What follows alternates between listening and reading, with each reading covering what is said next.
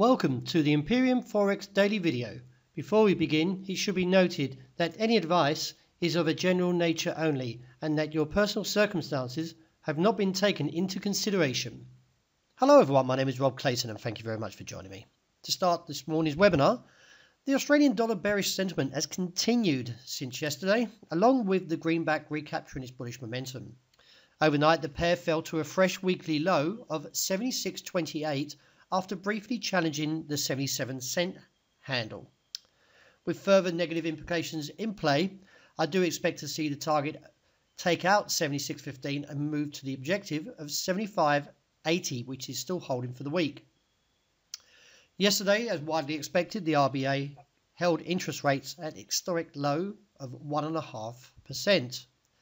At the conclusion of its November monetary policy meeting, the RBA statement sounded a little warning over pressures of households. Now, household incomes are growing slowly and debt levels are high, it said. An observation that suggests it remains concerned about the financial stability risks.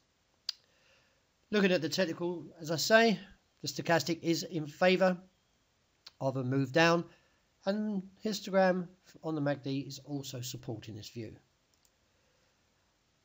Well, it would seem that the euro weakness overnight reaches its objective of 115.5 after posting a low of 115.53.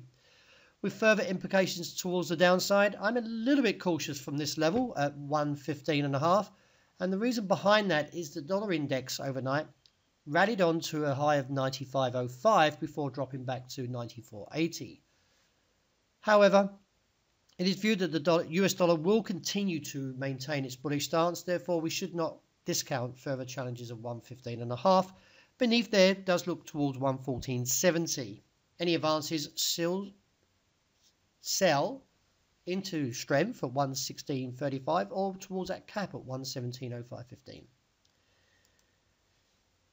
Little has changed really for dollar yen in the last 24 hours, except to the fact that we're still noting that the rejection from 114.55.70 area has still put a bit of a negative sentiment for prices. Therefore, I am looking for another down test today and looking towards 113.5, and my strategy is still to buy on dips from 112.80. Eventually, the market should recognize a base from this level and expect to see a recovery up towards 114 to 115 and maybe up to 116.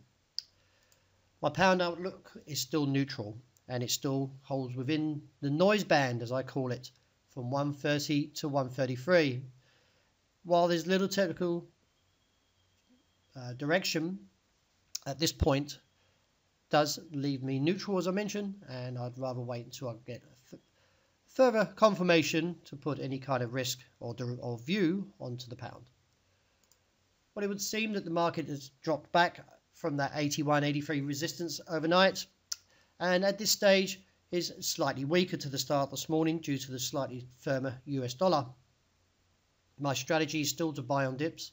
There is a bit of divergence here, so I do expect to see either from 74 or 68 to 69 as a bounce, and look back towards the top side and eventually taking out 83, moving on towards 88 to 90 as an objective. Well, this level at 117.25 is relatively firm as the market once again drops away, but not as low as previous. So I do expect to see $16.80 as a base short term and look for a recovery up towards 05 to 25. And to wrap up with oil, the market is a little bit hesitant towards its $58 a barrel resistance. We are overbought. The ADX is overheating, as you can see from previous. It doesn't sustain long above 60. So I do expect to see some kind of pullback towards the support that comes in at $56.50 and reassess from there. Do note though, if we get a break above 58, we'll see a surge up towards 62. So if you are going to play from the short side, just keep your stops relatively tight. So that wraps up today. Thank you very much for joining me. And as always, I hope you have a great day ahead.